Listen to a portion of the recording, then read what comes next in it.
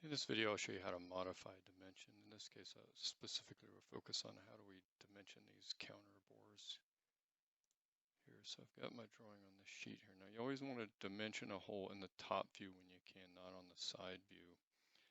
So let's just go to our dimension tool.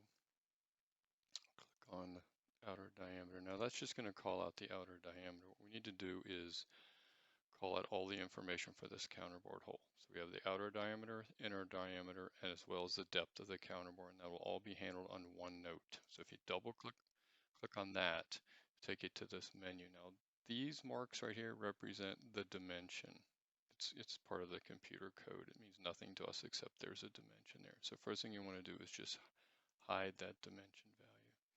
And then we'll create our own dimension. And the way that's going to look is we're going to come over and find the dimension, the diameter symbol, and then we'll type in that diameter, which was 0.63, and I'm going to create a second line for the counterbore. So remember the small diameter, the first thing you're going to call it is the through hole, and that's the small diameter. So I'll hit enter to go to the next line, and then I'm going to click on the counterbore symbol, and then the diameter symbol, and that one is 0.95.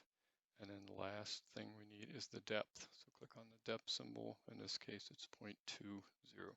Now everything's kind of crammed together. So let's come back in here. I'm just going to move my space bar over and put some spaces between everything so it's much more readable. So I got a space there, and one there. It kind of separates the symbols and the notes. That one I could probably leave alone, I think, actually.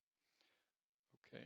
Oh, and I got two of these. So I'll put my spacebar in front of there and do 2x with a space, say OK, and there's your note.